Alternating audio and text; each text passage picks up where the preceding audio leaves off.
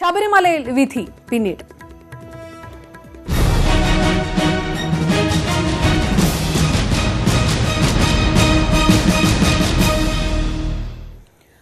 ശബരിമല സ്ത്രീ പ്രവേശന വിഷയത്തിൽ സുപ്രീംകോടതിയിൽ കടുത്ത വാദപ്രതിവാദങ്ങൾ. വിധിയിൽ പിഴവുണ്ടെന്ന് NSSഉം ആചാരം തീരുമാനിക്കാൻ അധികാരമുണ്ടെന്ന് തന്ത്രിയും വാദിച്ചു.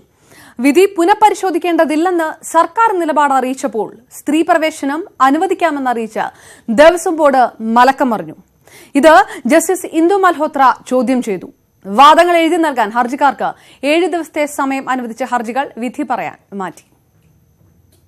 3.5 മണിക്കൂർ നീണ്ട കടുത്ത വാദപ്രതിവാദങ്ങൾക്ക് ശേഷമാണ് യുവതീ പ്രവേശനവുമായി ബന്ധപ്പെട്ട 65 ഹർജികളും അപേക്ഷകളും ഉത്തരവിനായി സുപ്രീംകോടതി മാറ്റിയത്. പുനഃപരിശോധനാ ഹർജികൾ നൽകിയവർ പ്രതിഷ്ഠയുടെ അവകാശം പരിഗണിക്കാതെയുള്ള വിധിയിൽ പിഴവുണ്ടെന്ന് വാദിച്ചപ്പോൾ ഒരേ തട്ടിൽ നിന്നുകൊണ്ട് സംസ്ഥാന സർക്കാരും ദേവസ്വം ബോർഡും നിലപാടെടുത്തു. 10:30 മണിക്ക് വാദം ആരംഭിച്ചത് NSSന് വേണ്ടി മുതിർന്ന അഭിഭാഷകൻ K. പരാശരനായിരുന്നു. ഭരണഘടനയുടെ 15-ാം അനുച്ഛേദം നിർവചിച്ച് മൌലികാവകാശം പരാമർശിച്ചതിൽ കോടതിക്ക് പിഴവുണ്ടായി എന്ന് പരാശരൻ വാദിച്ചു. ശബരിമലയിൽ തൊട്ടുകൂടായ്മയുടെ പ്രശ്നമില്ല എന്ന പരാശരന്റെ വാദത്തെ ജസ്റ്റിസ് റോഹിൻടൺ നരിമാൻ ചോദ്യം ചെയ്തു. പട്ടിക വിഭാഗത്തിലെ സ്ത്രീകൾ ക്ഷേത്രത്തിലെത്തുമ്പോൾ അവർക്ക് എന്ത് തോന്നലുണ്ടാകുമെന്നായിരുന്നു ചോദ്യം. തന്ത്രിക്കാണ് ആചാരങ്ങളിൽ പരമാധികാരമെന്നായിരുന്നു തന്ത്രിക്ക് വേണ്ടി വി. ഗിരി വാദിച്ചത്. ഹർജിക്കാരുമായിട്ട് സാധാരണ ഇന്ററാക്ട് ചെയ്യുന്ന ജഡ്ജിമാരൊക്കെ തന്നെ ഇത് സബ്മിഷൻസ് കേൾക്കുക മാത്രമായിരുന്നു. ഈ ഹർജിയിലെ റെസ്പോണ്ടൻസിനെ കേൾക്കുവാനും കോടതി തയ്യാറായി.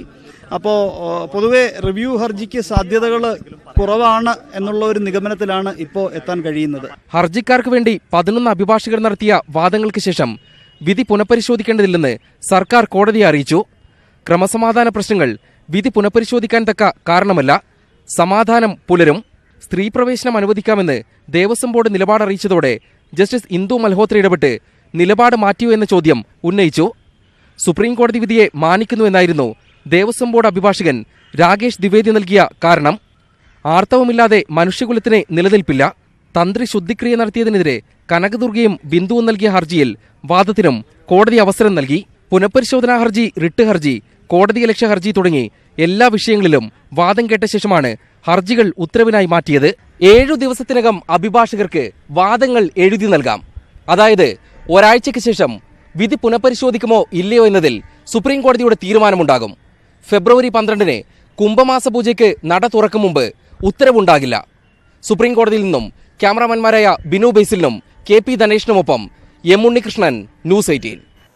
മതേതര സ്ഥാപനങ്ങൾക്ക് വേണ്ടിയുള്ള നിയമം മതസ്ഥാപനങ്ങൾക്ക് ബാധകമല്ല എന്നായിരുന്നു NSSന്റെ പ്രധാന വാദം. തന്ത്രിയും പ്രയാർ ഗോപാലകൃഷ്ണനും ബ്രാഹ്മണ സഭയുമെല്ലാം സമാന വാദങ്ങളാണ് ഉയർത്തിയത്. സുപ്രീം കോടതിയിലെ എണ്ണം പറഞ്ഞ അഭിഭാഷകരെല്ലാം നിരന്നു നിന്ന വാദം. എല്ലാ പ്രായത്തിലും പെട്ട സ്ത്രീകൾക്ക് പ്രവേശനം അനുവദിച്ച വിധിയിൽ പിഴവുണ്ടോ എന്നതായിരുന്നു കോടതിക്ക് മുന്നിൽ ഉയർന്ന ചോദ്യം. വിധിയെ എതിർത്ത് K. പരാശരനും വി. ഗിരിയും പറഞ്ഞത് ഇങ്ങനെ. NSSനു വേണ്ടി K. പരാശരൻ: മതേതര സ്ഥാപനങ്ങൾക്കുള്ള ഭരണഘടനാ വ്യവസ്ഥ മതസ്ഥാപനങ്ങൾക്ക് ബാധകമല്ല. മതത്തിന്റെയും വ്യക്തികളുടെയും അവകാശങ്ങളെ വേർതിരിച്ചു കാണണം. ആചാരങ്ങളിലെ യുക്തി പരിശോധിക്കരുതെന്ന് യഹോവ സാക്ഷി കേസിൽ വിധിയുണ്ട്.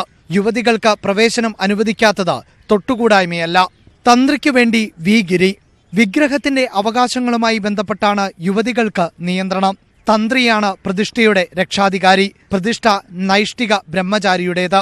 ഹിന്ദുവിശ്വാസിയുടെ മൗലികാവകാശവും വിഗ്രഹത്തിന്റെ അവകാശവും പരസ്പര പൂരകം. എല്ലാ യുവതികൾക്കും ക്ഷേത്രാചാരം ചോദ്യം ചെയ്യാനാകില്ല. പ്രയാർ ഗോപാലകൃഷ്ണനു വേണ്ടി അഭിഷേക് മനു സിംഗ്വി: യുക്തി കൊണ്ടളക്കാൻ ശബരിമല സയൻസ് മ്യൂസിയം അല്ല, ക്ഷേത്രമാണ്. ജസ്റ്റിസ് ഇന്ദു മൽഹോത്ര മാത്രമേ നൈഷ്ഠിക ബ്രഹ്മചാരിവാദങ്ങൾ കണക്കിലെടുത്തുള്ളൂ. പ്രത്യേക രൂപഭാവങ്ങളിലാണ് വിശ്വാസികൾ ദൈവത്തെ ആരാധിക്കുന്നത്. ശബരിമലയിലെ നൈഷ്ഠിക ബ്രഹ്മചാരി ഭാവം അംഗീകരിച്ചാൽ മറ്റു വിഷയങ്ങൾ ഇല്ലാതാകും. ശബരിമലയിലേത് നൂറ്റാണ്ടുകളായി നിലനിൽക്കുന്ന ആചാരമാണെന്ന് ബ്രാഹ്മണ സഭയ്ക്കു വേണ്ടി ശേഖർ നാഫ്ഡേയും വാദിച്ചു. ഒരു ആചാരം എന്തെന്ന് കോടതിക്ക് തീരുമാനിക്കാനാകില്ലെന്ന് മുതിർന്ന അഭിഭാഷകൻ വെങ്കിട്ടരമണി വാദിച്ചപ്പോൾ ശബരിമലയിലേത് അനിവാര്യമായ മതാചാരം ആണെന്നായിരുന്നു വെങ്കിട്ടരാമന്റെ വാദം. പന്തളം രാജകുടുംബത്തിനു വേണ്ടി ഹാജരായ സായി ദീപക്, അയ്യപ്പ സേവാ സമാജത്തിനു വേണ്ടി കൈലാസനാഥ പിള്ള, ശബരിമല കസ്റ്റം പ്രൊട്ടക്ഷൻ ഫോറത്തിനു വേണ്ടി VK ബിജുവും വിധിക്കെതിരെ വാദിച്ചു. ന്യൂസ് 18 ഡൽഹി. ശബരിമല വിധി പുനഃപരിശോധിക്കപ്പെടുമോ എന്ന കാര്യത്തിൽ ഇരുപക്ഷത്തും പ്രതീക്ഷയും ആശങ്കയും. 3.5 മണിക്കൂർ നീണ്ടുനിന്ന വാദത്തിനിടയിൽ ജഡ്ജിമാർ കാര്യമായ അഭിപ്രായങ്ങൾ പറയാത്തതിനാൽ ഇരുഭാഗത്തും കേസിന്റെ ഗതിയെക്കുറിച്ച് അവ്യക്തതയുണ്ട്. ഉത്തരവ് എപ്പോഴെന്ന് കോടതി വ്യക്തമാക്കിയിട്ടില്ലെങ്കിലും പുനഃപരിശോധനാ ഹർജികളിൽ 2 പ്രധാന സാധ്യതകളാണുള്ളത്. ഒന്നുകിൽ പുനഃപരിശോധനാ ഹർജികൾ തള്ളാം, അല്ലെങ്കിൽ യുവതീ പ്രവേശനം അനുവദിച്ചുകൊണ്ടുള്ള വിധി 7-അംഗ ബെഞ്ചിന്റെ പുനഃപരിശോധനയ്ക്ക് വിടാം. പുനഃപരിശോധനാ ഹർജികൾ തള്ളിക്കളഞ്ഞാൽ പിന്നീട് അവശേഷിക്കുന്ന ഏക നിയമസാധ്യത തിരുത്തൽ ഹർജി മാത്രം. 3.5 മണിക്കൂർ വാദത്തിനിടയിൽ ഒരിക്കൽ പോലും കേസിന്റെ മെറിറ്റുമായി ബന്ധപ്പെട്ട ഒരു പരാമർശവും ചീഫ് ജസ്റ്റിസിന്റെ ഭാഗത്തുനിന്ന് ഉണ്ടായില്ല. യുവതീ പ്രവേശനത്തോട് അനുകൂലിക്കുന്നുവെന്ന പ്രതീതി നൽകുന്ന ചില പരാമർശങ്ങൾ ജസ്റ്റിസ് റോഹിൻടൺ നരിമാൻ നടത്തിയപ്പോൾ എതിർക്കുന്നുവെന്ന സൂചനയാണ് ഇന്ദു മൽഹോത്രയുടെ വാക്കുകളിൽ നിന്നുമുണ്ടായത്. Justice A.N. ഖാൻവിൽക്കറും justice D.Y. ചന്ദ്രചൂഡും ഒരു പരാമർശവും കോടതിയിൽ നടത്തിയില്ല. ഇതും കണക്കുകൂട്ടലുകൾ നടത്തുന്നവരെ കുഴയ്ക്കുന്നു. കുംഭമാസ പൂജയ്ക്ക് ശബരിമല സന്ദർശിക്കാൻ എല്ലാ സുരക്ഷയും ഒരുക്കാൻ നിർദ്ദേശിക്കണമെന്ന രേഷ്മ നിശാന്ത്, ഷാനില എന്നിവരുടെ ആവശ്യത്തിലും സുപ്രീംകോടതി ഉത്തരവിറക്കിയില്ലെന്നതും ശ്രദ്ധേയം. ന്യൂസ് 18 ഡൽഹി.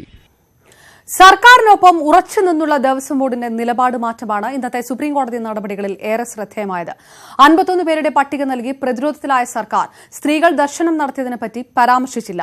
സുപ്രീംകോടതി വിധി എന്തായാലും നടപ്പാക്കുമെന്ന് ദേവസ്വം മന്ത്രി കടകംപള്ളി സുരേന്ദ്രൻ പറഞ്ഞു. സർക്കാർ നിലപാടിന് അടിപ്പെട്ടല്ല ദേവസ്വം ബോർഡ് തീരുമാനമെടുത്തതെന്ന് പ്രസിഡന്റ് A. പത്മകുമാറും വ്യക്തമാക്കി. ഇടത് സർക്കാർ അധികാരത്തിലെത്തിയ ശേഷവും ദേവസ്വം ബോർഡ് ശബരിമല യുവതീ പ്രവേശന കേസിൽ സുപ്രീംകോടതിയിൽ നിലപാട് മാറ്റാൻ തയ്യാറായിരുന്നില്ല. കഴിഞ്ഞ വർഷം വാദം നടന്നപ്പോൾ ബോർഡ് കോടതിയിൽ യുവതീ പ്രവേശനത്തെ എതിർക്കുകയായിരുന്നു. വിധി വന്ന ശേഷമുള്ള സംസ്ഥാനത്തെ രാഷ്ട്രീയ വിവാദങ്ങൾക്ക് പിന്നാലെ ബോർഡ് സർക്കാർ നിലപാടിനെ ശക്തമായി പിന്തുണച്ചതിലൂടെ പുനഃപരിശോധന ആവശ്യങ്ങൾക്ക് ഒരു പരിധിവരെ പ്രതിരോധം തീർക്കാനായി. വിധി നടപ്പാക്കാനുള്ള ഭരണഘടനാ ബാധ്യതയിലൂന്നി സർക്കാരും ബോർഡും നടത്തിയ വാദത്തിനിടെ ഒരിക്കൽ പോലും സ്ത്രീകൾ പ്രവേശിച്ച കാര്യം പരാമർശിച്ചില്ല. 51-അംഗ പട്ടിക വിവാദമായ സാഹചര്യത്തിൽ കൂടിയാണ് സർക്കാർ ഭരണഘടനാ വിഷയങ്ങളിൽ മാത്രം വാദം പരിമിതപ്പെടുത്തിയത്. നിലവിലുള്ള വിധി നടപ്പിലാക്കാനാണ് ഭരണഘടനാപരമായിട്ടുള്ള ബാധ്യത ഉള്ള ഗവൺമെൻറ് ശ്രമിച്ചത്. ഇനി മറിച്ചാണെങ്കിൽ അത് നടപ്പിലാക്കാൻ ഗവൺമെൻറ് ശ്രമിക്കും. വിധി എന്താണോ അത് നടപ്പിലാക്കുക എന്നുള്ളതാണ് ഗവൺമെന്റിനെ സംബന്ധിച്ചിടത്തോളം പരമപ്രധാനം. ബോർഡിന്റെ നിലപാട് മാറ്റത്തെ കോടതി ചോദ്യം ചെയ്തെങ്കിലും വിധി ചൂണ്ടിക്കാട്ടി അഭിഭാഷകന് മറുപടി നൽകാനായി. യുവതീ പ്രവേശനം സംബന്ധിച്ച് സെപ്റ്റംബർ 28 കോടതി വിധി എന്താണോ അത് അംഗീകരിച്ചുകൊണ്ടാണ് ഞങ്ങൾ പറഞ്ഞിട്ടുള്ളത്. തുടർന്ന് മറ്റൊരു വിധി വന്നാൽ അതും നടപ്പിലാക്കാൻ ഞങ്ങൾ ബാധ്യസ്ഥമാണ്. സുപ്രീം കോടതി എന്ത് തീരുമാനിക്കുന്നോ ആ തീരുമാനം നടപ്പിലാക്കാൻ തിരുവിതാംകൂർ ദേവസ്വം ബോർഡ് ബാധ്യസ്ഥ. സർക്കാർ വാദങ്ങൾക്ക് ശക്തമായ പിന്തുണ നൽകിയത് ബിന്ദു, കനകദുർഗ എന്നിവർക്ക് വേണ്ടി ഹാജരായ ഇന്ദിര ജയ്സിംഗും കോടതിയലക്ഷ്യ ഹർജിയിൽ ഹാജരായ PV ദിനേശുമാണ്. സർക്കാർ കാര്യമായി പറയാതെ പോയ ക്രമസമാധാന പ്രശ്നങ്ങളും ശുദ്ധിക്രിയയും തന്ത്രിയുടെ കോടതിയലക്ഷ്യവും ഇവരുടെ വാദങ്ങളിലൂടെ ശക്തമായി കോടതിയിലെത്തിക്കാനായി. അതേസമയം വിധി പുനഃപരിശോധിക്കണമെന്ന് ആവശ്യപ്പെട്ടവരുടെ വാദങ്ങളിൽ ചില വൈരുദ്ധ്യങ്ങൾ പ്രകടമായി. ആർത്തവമല്ല നിയന്ത്രണ കാരണമെന്ന് ചില അഭിഭാഷകർ വാദിച്ചപ്പോൾ മറ്റു ചിലർ മറിച്ച് നിലപാടെടുത്തു. തന്ത്രിയുടെ സത്യവാങ്മൂലത്തിൽ വസ്തുതാ പിശകുണ്ടെന്ന വാദവും വിധിയെ എതിർക്കുന്നവർ തന്നെ ഉന്നയിച്ചു. ന്യൂസ് 18 ഡൽഹി. സുപ്രീം കോടതിയിലെ നിലപാടിൽ ദേവസ്വം ബോർഡ് ഒളിച്ചു കളിക്കുകയാണെന്ന് KPCC പ്രസിഡന്റ് മുല്ലപ്പള്ളി രാമചന്ദ്രൻ. വിശ്വാസികളുടെ വികാരം സംസ്ഥാന സർക്കാർ ചവിട്ടിമതിച്ചെന്നും ഇതിന് കനത്ത വില നൽകേണ്ടി വരുമെന്നും കോൺഗ്രസ് പ്രവർത്തക സമിതി അംഗം ഉമ്മൻചാണ്ടി പറഞ്ഞു. ബോർഡിന്റെ നിലപാട് ഭക്തർക്കൊപ്പമല്ല എന്ന് വ്യക്തമായെന്ന് പന്തളം കൊട്ടാരം പ്രതിനിധി ശശികുമാര വർമ്മയും ആരോപിച്ചു.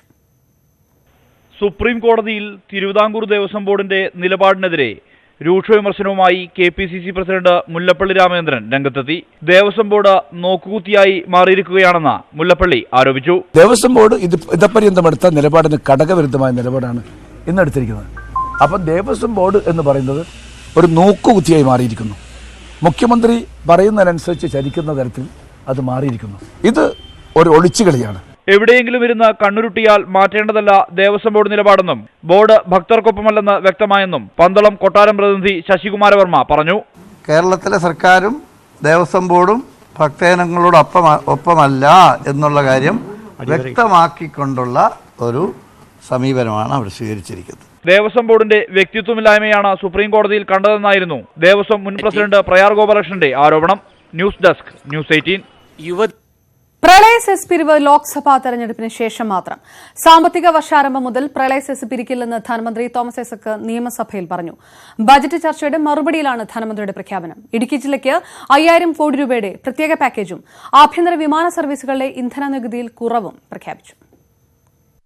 വിലക്കയറ്റത്തിനിടയാക്കുന്ന പ്രളയ സെസ്സിനെതിരെ പ്രതിപക്ഷം പ്രതിഷേധം ശക്തമാക്കിയിരുന്നു. നിത്യോപയോഗ സാധനങ്ങൾക്ക് പോലും വിലക്കയറ്റമുണ്ടാക്കുന്നത് തിരഞ്ഞെടുപ്പിൽ മുന്നണിയുടെ സാധ്യതകളെ ബാധിക്കുമെന്ന വിമർശനം ഇടതുമുന്നണിക്കുള്ളിലും ഉണ്ടായി. കാരണം സാധാരണഗതിയിൽ നികുതി പറഞ്ഞു കഴിഞ്ഞാൽ അത് ഏപ്രിൽ 1 മുതൽ പ്രാബല്യത്തിലാണ്. ഇത് നമ്മൾ നോട്ടിഫൈ ചെയ്യുന്ന ഡേറ്റ് മുതലേ പ്രാബല്യത്തിൽ വരും. ആഭ്യന്തര വിമാന സർവീസുകളുടെ ഇന്ധന നികുതി കുറയ്ക്കാനുള്ള തീരുമാനത്തിലൂടെ 100 കോടി രൂപയുടെ നഷ്ടമാണ് പ്രതീക്ഷിക്കുന്നത്. ഇടുക്കി ജില്ലയ്ക്ക് പ്രത്യേക പാക്കേജ്, കേന്ദ്രാവിഷ്കൃത പദ്ധതികൾ, തദ്ദേശ സ്ഥാപനങ്ങളുടെ പദ്ധതികൾ, കിഫ്ബി എന്നിവ സംയോജിപ്പിച്ച് 3 വർഷം കൊണ്ടാകും പദ്ധതി പൂർത്തിയാക്കുക. തേയില ബ്രാൻഡ് ചെയ്യും. ഇടുക്കിയിൽ ടൂറിസം സർക്യൂട്ടും ക്ലസ്റ്ററുകളും. അടഞ്ഞുകിടക്കുന്ന തോട്ടങ്ങളിലെ തൊഴിലാളികൾക്ക് ജീവനോപാധി. ദുരന്ത നിവാരണ പദ്ധതികൾക്ക് 1000 കോടി. ക്ഷേമ പെൻഷനുകൾ വർദ്ധിപ്പിച്ചതിനു പിന്നാലെ വിവിധ പദ്ധതികൾക്കു കീഴിലെ പ്രൊമോട്ടർമാരുടെ വേതനവും വർദ്ധിപ്പിച്ചു. SC പ്രൊമോട്ടർമാരുടെ വേതനം 10000 രൂപ, ST പ്രൊമോട്ടർമാർക്ക് 12000 രൂപ. ഏകാധ്യാപന വിദ്യാലയങ്ങളിലെ അധ്യാപകരുടെ വേതനം 18500 ഉയർത്തി. പ്രീ പ്രൈമറി അധ്യാപകരുടെ ശമ്പളം 11000 രൂപയായും ആയമാരുടെ വേതനം 6500 വർദ്ധിപ്പിച്ചു. പാചക തൊഴിലാളികൾ, അംഗൻവാടി ആശാവർക്കർമാർ എന്നിവരുടെ വേതനത്തിലും വർധനയുണ്ട്. പട്ടികജാതി പട്ടികവർഗ വിദ്യാർത്ഥികളുടെ ലബ്സം ഗ്രാന്റിൽ 25% വർധന വരുത്തി. വനിതാ സംവിധായകരുടെ സിനിമയ്ക്ക് പ്രത്യേക ധനസഹായമായി 3 കോടി ബജറ്റിൽ വകയിരുത്തി. ന്യൂസ് 18 തിരുവനന്തപുരം. കഴിഞ്ഞ തവണ മത്സരിച്ച അതേ സീറ്റുകൾ തന്നെ ഇത്തവണയും വേണമെന്ന് CPI. CPM-ഉമായുള്ള ഉഭയകക്ഷി ചർച്ചയിലാണ് CPI നിലപാട് വ്യക്തമാക്കിയത്. 4 സീറ്റുള്ളതിൽ തൃശൂരിൽ മാത്രമാണ് കഴിഞ്ഞ തവണ CPIക്ക് ജയിക്കാനായത്. സീറ്റ് വിഭജന ചർച്ചകൾക്ക് തുടക്കം കുറിച്ച് ഇടതുമുന്നണി. ആദ്യം നടന്നത് CPM-CPI ഉഭയകക്ഷി ചർച്ച. കഴിഞ്ഞ തവണ മത്സരിച്ച തിരുവനന്തപുരം, മാവേലിക്കര, തൃശൂർ, വയനാട് സീറ്റുകൾ തന്നെ ഇത്തവണയും വേണമെന്ന് കോടിയേരി ബാലകൃഷ്ണനുമായുള്ള കൂടിക്കാഴ്ചയിൽ കാനം രാജേന്ദ്രൻ ആവശ്യപ്പെട്ടു. സീറ്റുകൾ വച്ചുമാറണമെന്ന നിർദ്ദേശമുയർന്നെങ്കിലും അന്തിമ ധാരണയായില്ല. തിങ്കളാഴ്ചത്തെ ഇടതുമുന്നണി യോഗത്തിനു ശേഷം ഇക്കാര്യത്തിൽ തുടർ ചർച്ചകൾ നടക്കും. 2014-ൽ 15 സീറ്റുകളിലാണ് CPM മത്സരിച്ചത്. കഴിഞ്ഞ തവണ കോട്ടയത്ത് മത്സരിച്ച JDS തിരുവനന്തപുരം മണ്ഡലത്തിലാണ് ഇക്കുറി കണ്ണുവയ്ക്കുന്നത്. നീലലോഹിതദാസൻ നാടാരെ നിർത്തി തിരുവനന്തപുരം പിടിക്കാമെന്നാണ് JDSന്റെ വാദം. മുന്നണിയിലെ നവാഗതരായ ലോക് താന്ത്രിക് ജനതാദളും ജനാധിപത്യ കേരള കോൺഗ്രസും സീറ്റ് ആവശ്യമുന്നയിക്കും. പത്തനംതിട്ടയോ കോട്ടയമോ ലക്ഷ്യമിട്ട് ജനാധിപത്യ കേരള കോൺഗ്രസും വടകരയോ കോഴിക്കോടോ പ്രതീക്ഷിച്ച് ലോക് താന്ത്രിക് ജനതാദളും രംഗത്തുണ്ട്. സീറ്റ് കിട്ടിയാൽ ഫ്രാൻസിസ് ജോർജ് ആകും ജനാധിപത്യ കേരള കോൺഗ്രസിനായി കളത്തിലിറങ്ങുക. ന്യൂസ് 18 തിരുവനന്തപുരം. വിജയസാധ്യതയുള്ള മണ്ഡലങ്ങൾക്കായി പ്രത്യേക പ്രചാരണ തന്ത്രവുമായി BJP. ബൂത്ത് തലം മുതൽ വോട്ടർമാരുമായി നിരന്തര സമ്പർക്കം പുലർത്തി വോട്ടുറപ്പിക്കാനാണ് പദ്ധതി. ദേശീയ സംഘടനാ സെക്രട്ടറി രാംലാൽ സംസ്ഥാനത്തെ കോർ കമ്മിറ്റി അംഗങ്ങളുമായി കൂടിക്കാഴ്ച നടത്തി. ഓരോ മണ്ഡലങ്ങളുടെയും രാഷ്ട്രീയ സാഹചര്യങ്ങളും സംസ്ഥാനത്തെ പ്രചാരണ വിഷയങ്ങളും കൂടിക്കാഴ്ചയിൽ ചർച്ചയായി. സംസ്ഥാനത്തു നിന്നുള്ള നിർദ്ദേശങ്ങൾ പരിഗണിക്കുമെങ്കിലും വിജയസാധ്യത വിലയിരുത്തിയ ശേഷം കേന്ദ്ര നേതൃത്വമാകും സ്ഥാനാർത്ഥികളെ നിശ്ചയിക്കുക. സംഘപരിവാർ വോട്ടുകൾക്ക് പുറമെ സാധ്യമായ എല്ലാ വോട്ടുകളും സമാഹരിക്കാൻ ശ്രമിക്കണമെന്ന് കൂടിക്കാഴ്ചയിൽ രാംലാൽ നിർദ്ദേശം നൽകി. ACC ജനറൽ സെക്രട്ടറിയായി പ്രിയങ്ക ഗാന്ധി ചുമതലയേറ്റെടുത്തു. ACC ആസ്ഥാനത്തെത്തി ചുമതലയേറ്റെടുത്ത ശേഷം പ്രവർത്തകരുമായി പ്രിയങ്ക സംസാരിച്ചു. നാളെ വൈകിട്ട് നടക്കുന്ന ACC ജനറൽ സെക്രട്ടറിമാരുടെ യോഗത്തിന് മുന്നോടിയായാണ് ചുമതലയേറ്റെടുത്തത്. കിഴക്കൻ ഉത്തർപ്രദേശിലെ തെരഞ്ഞെടുപ്പ് പ്രചാരണ തന്ത്രങ്ങൾ ചർച്ച ചെയ്യാൻ കോൺഗ്രസ് അധ്യക്ഷൻ രാഹുൽ ഗാന്ധിയുടെ വസതിയിൽ ഇന്നലെ ചേർന്ന യോഗത്തിൽ പ്രിയങ്ക പങ്കെടുത്തിരുന്നു. അടുത്തയാഴ്ച ലഖ്നൌവിൽ നടക്കുന്ന റാലിയിൽ പ്രിയങ്ക പങ്കെടുക്കും. ഗാന്ധിജിയെ അപമാനിച്ച ഹിന്ദു മഹാസഭ നേതാവ് അറസ്റ്റിലായി. ഹിന്ദു മഹാസഭ ദേശീയ സെക്രട്ടറി പൂജ പാണ്ഡെയും ഭർത്താവ് അശോക് പാണ്ഡെയുമാണ് അറസ്റ്റിലായത്. ഉത്തർപ്രദേശിലെ തപ്പാലിൽ നിന്നാണ് ഇരുവരെയും അറസ്റ്റ് ചെയ്തത്. മഹാത്മാഗാന്ധിയുടെ രക്തസാക്ഷിത്വ ദിനത്തിൽ ഗാന്ധി ചിത്രത്തിലേക്ക് പൂജ പാണ്ഡെ വെടിയുതിർക്കുകയായിരുന്നു. പൂജ പാണ്ഡെ അടക്കമുള്ളവരെ അറസ്റ്റ് ചെയ്യാത്തത് വലിയ പ്രതിഷേധത്തിന് ഇടയാക്കിയിരുന്നു. CPM നേതാവ് ഉൾപ്പെട്ട പോക്സോ കേസിൽ ഇരയുടെ വെളിപ്പെടുത്തൽ. ഡിവൈഎഫ്ഐക്കാർ തുടർച്ചയായി ഭീഷണിപ്പെടുത്തുന്നുവെന്ന് പരാതിക്കാരിയായ പെൺകുട്ടി ന്യൂസ് 18നോട് പറഞ്ഞു. പരീക്ഷ എഴുതാൻ പോയാൽ പെട്രോൾ ഒഴിച്ച് കത്തിക്കുമെന്ന് പറഞ്ഞതായും +2 വിദ്യാർത്ഥിനി വെളിപ്പെടുത്തി.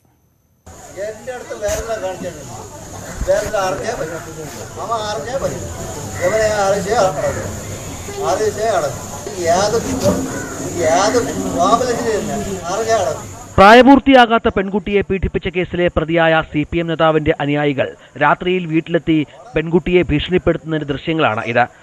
വീട്ടിലെ പഠിക്കാൻ സമയങ്ങളിൽ ചീത്തവിളി, സാക്ഷി പറയാൻ നിൽക്കുന്നവർ അവരെ കൊല്ലുന്നൊക്കെയാണ് പറയുന്നത്. അവരുടെ കയ്യിൽ പെട്രോൾ ഉണ്ട്, പെട്രോൾ വണ്ടി ഒഴിച്ച് കത്തിക്കണ്ടെന്നാണ് പറയുന്നത്. രാപ്പകൽ ഭേദമില്ലാതെ DYFI പ്രവർത്തകർ വീട്ടിലെത്തി അസഭ്യം പറയുന്നുവെന്ന് ആരോപിച്ച പെൺകുട്ടി അവരുടെ പേര് വിവരങ്ങളും വെളിപ്പെടുത്തി. ഈറോഡ് വെൺപാലവട്ടം ആനേരപ്പിയോട്ട് ബാങ്ക്, അതാണ് ഈ അഡ്രസ്. ഇയാളുടെ ശശി. കേസിലെ മുഖ്യപ്രതിയെ കാണാനെത്തിയ DYFI പ്രവർത്തകർ മെഡിക്കൽ കോളേജ് പോലീസ് സ്റ്റേഷനിലേക്ക് കല്ലെറിയുകയും അവരെ തേടി SP ചൈത്ര തെരേസ ജോൺ CPM ജില്ലാ കമ്മിറ്റി ഓഫീസിൽ റെയ്ഡ് നടത്തുകയും ചെയ്തിരുന്നു. തനിക്കും കുടുംബത്തിനും CPMുമായി പ്രശ്നമില്ലെന്നും അസഭ്യം പറഞ്ഞവർ സംഭവത്തെ രാഷ്ട്രീയവൽക്കരിക്കുകയാണെന്നും പെൺകുട്ടി പറയുന്നു. ന്യൂസ് 18 തിരുവനന്തപുരം. മഴക്കാലത്ത് കരിമണൽ ഖനനം ഒഴിവാക്കുമെന്ന് മുഖ്യമന്ത്രി പിണറായി വിജയൻ. കടൽഭിത്തി നിർമ്മാണം യുദ്ധകാലാടിസ്ഥാനത്തിൽ പൂർത്തിയാക്കുമെന്നും ഖനനം പൂർണ്ണമായി നിർത്തില്ലെന്നും മുഖ്യമന്ത്രി നിയമസഭയിൽ പറഞ്ഞു. ആലപ്പാട്ടെ ജനകീയ സമരം ചൂണ്ടിക്കാട്ടി PC ജോർജാണ് കരിമണൽ ഖനനം സംബന്ധിച്ച ചോദ്യം ഉന്നയിച്ചത്. അനിയന്ത്രിത ഖനനം തടയുമോ എന്ന ചോദ്യത്തിന് മഴക്കാലത്ത് ഖനനം ഒഴിവാക്കുമെന്നായിരുന്നു മുഖ്യമന്ത്രിയുടെ മറുപടി. നിയമസഭാ സമിതിയുടെ റിപ്പോർട്ടിന്റെ അടിസ്ഥാനത്തിലാണ് തീരുമാനം. മഴക്കാലത്ത് അപ്പോഴാണ് കടലിന്റെ വലിയ തോതിലുള്ള ആക്രമണം ഉണ്ടാകുന്ന സമയം. ആ സമയം ഖനനം ഒഴിവാക്കുക, അതിന് ആവശ്യമായ നടപടികളിലേക്കാണ് സർക്കാർ നീങ്ങിക്കൊണ്ടിരിക്കുന്നത്. ഖനനത്തിന് നിയന്ത്രണം ഏർപ്പെടുത്തുന്നതിൽ ആദ്യമായാണ് മുഖ്യമന്ത്രിയുടെ ഭാഗത്തു നിന്ന് വിശദീകരണം ഉണ്ടാകുന്നത്. കടൽഭിത്തി നിർമ്മാണം ഊർജിതമാക്കുമെന്നും ഖനനം പൂർണ്ണമായി ഒഴിവാക്കാൻ തീരുമാനിച്ചിട്ടില്ലെന്നും മുഖ്യമന്ത്രി പറഞ്ഞു. സംസ്ഥാനത്ത് ശിശുമരണ നിരക്ക് കുറഞ്ഞതായി ആരോഗ്യമന്ത്രി KK ശൈലജ സഭയെ അറിയിച്ചു. മാതൃമരണ നിരക്ക് 1,00,046 കുറയ്ക്കാൻ സംസ്ഥാനത്തിന് സാധിച്ചു. ദേശീയതലത്തിൽ 70 കുറയ്ക്കണമെന്ന നിർദ്ദേശം നിലനിൽക്കെയാണ് സംസ്ഥാനത്തിന് 46 കുറച്ച് നേട്ടം കൈവരിക്കാൻ സാധിച്ചതെന്ന് മന്ത്രി സഭയെ അറിയിച്ചു. ന്യൂസ് 18 തിരുവനന്തപുരം. നിയമസഭാ തെരഞ്ഞെടുപ്പിൽ വോട്ടിംഗ് യന്ത്രത്തിൽ കൃത്രിമം നടത്തിയെന്ന പ്രചാരണം UDF ഗൂഢാലോചനയുടെ ഭാഗമെന്ന് V. അബ്ദുറഹ്മാൻ. പൊന്നാനി, വയനാട് പാർലമെന്റ് മണ്ഡലങ്ങളിലെ പരാജയ ഭീതി കാരണമാണ് കുപ്രചാരണം. തെളിവുകളുണ്ടെങ്കിൽ പുറത്തുവിടാൻ തയ്യാറാകണമെന്നും ആരോപണ വിധേയരായ MLAമാർ ആവശ്യപ്പെട്ടു.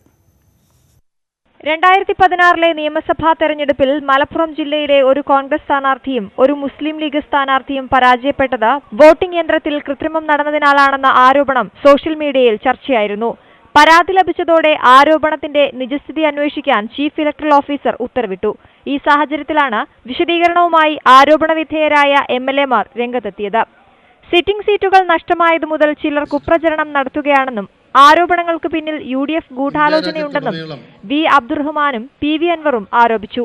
പ്രധാനമായും ഇതിന്റെ പ്രചാരകരായിട്ടുള്ളത് മുസ്ലിം ലീഗിന്റെ മുൻ MLA അടക്കമുള്ളവരാണ്. ഇതൊരു ജനകീയ പിന്തുണയോടുകൂടിയല്ല ഞങ്ങൾ ജയിച്ചത്. ഞങ്ങളുടെ സാമ്പത്തിക സ്രോതസ് ഉപയോഗപ്പെടുത്തിക്കൊണ്ട് ഈ ജനാധിപത്യത്തെ അട്ടിമറിച്ച് ഞങ്ങൾ ജയിച്ചു എന്ന് വരുത്തി തീർക്കാനുള്ള അവസാനത്തെ ശ്രമമായിട്ടാണ് തോന്നുന്നത്. തിരുവനന്തപുരത്തെ ഒരു IT കമ്പനിയുടെ സഹായത്തോടെ വോട്ടിംഗ് യന്ത്രത്തിൽ തിരിമറി നടത്തിയെന്നാണ് ആരോപണം. ഇതിന് തെളിവുകളുണ്ടെങ്കിൽ പുറത്തുവിടണമെന്ന് ഇവർ ആവശ്യപ്പെട്ടു. DGPക്കും തെരഞ്ഞെടുപ്പ് കമ്മീഷനും പരാതി നൽകുമെന്നും ഇരുവരും അറിയിച്ചു. ന്യൂസ് 18 തിരുവനന്തപുരം. വല്ലാർപാടം കണ്ടെയ്നർ റോഡിൽ ടോൾ പിരിക്കുന്നതുമായി ബന്ധപ്പെട്ട് കണ്ടെയ്നർ ഉടമകൾ കളക്ടറുമായി നടത്തിയ ചർച്ച പരാജയപ്പെട്ടു. ജനകീയ സമരസമിതിയുമായി 16-ന് കളക്ടർ ചർച്ച നടത്തും. ടോൾ പിരിവിനെതിരെ നാട്ടുകാരും സമരസമിതിയും പ്രതിഷേധ മാർച്ച് നടത്തി. ടോൾ പിരിവ് തടഞ്ഞാൽ കർശന നടപടിയെടുക്കുമെന്ന് ജില്ലാ കളക്ടർ അറിയിച്ചു.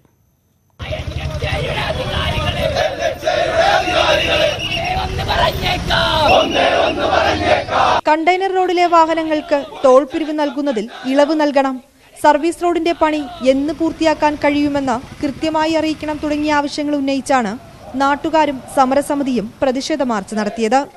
വല്ലാർപാടം ടോൾ പ്ലാസയിലേക്ക് നടത്തിയ മാർച്ച് പോലീസ് തടഞ്ഞു. ജനവിരുദ്ധ നയമാണ് കളക്ടർ സ്വീകരിച്ചതെന്ന് സമരത്തിന് പിന്തുണയുമായി എത്തിയ MM ലോറൻസ് പറഞ്ഞു. കളക്ടർ ഈ കാര്യത്തിൽ സ്വീകരിച്ച നിലപാട് അങ്ങേറ്റം നിരാശാജനകമാണ്, ജനവിരുദ്ധമായ നിലപാടെന്ന് പറയുവാൻ ഞാൻ ആഗ്രഹിക്കുന്നു. ടോൾ പിരിവ് നിർത്തലാക്കുകയോ നിരക്ക് കുറയ്ക്കുകയോ ചെയ്യണമെന്നാവശ്യപ്പെട്ട് കണ്ടെയ്നർ ഉടമകൾ കളക്ടറുമായി നടത്തിയ ചർച്ച പരാജയപ്പെട്ടു. കോസ്റ്റ് കട്ട് ഡൗൺ ചെയ്യാൻ വേണ്ടിയിട്ട് പരമാവധി റേറ്റ് കുറച്ചിട്ടാണ് ഇങ്ങനെയുള്ള മൂവ്മെന്റ്സ് നമ്മൾ ചെയ്യുന്നത്. അതിൻ്റെ ഒപ്പം ഈ 350 രൂപീസും കൂടെ പെർ ട്രിപ്പിന് ബെയർ ചെയ്യാൻ ഭയങ്കര ബുദ്ധിമുട്ടാണ്. ഞങ്ങളെ കൊണ്ട് അത് കാരണം സമരത്തിലില്ല, സർവീസ് ഞങ്ങൾ നിർത്തിവെച്ചിരിക്കും. ഇതിനൊരു തീരുമാനമാണെന്ന് ഈ മാസം 16-ന് സമരസമിതിയുമായി ചർച്ച നടത്താമെന്ന് കളക്ടർ അറിയിച്ചിട്ടുണ്ട്. അതുവരെ ചരക്ക് വാഹനങ്ങൾക്ക് മാത്രമായിരിക്കും ടോൾ ഈടാക്കുക. ന്യൂസ് 18 കൊച്ചി.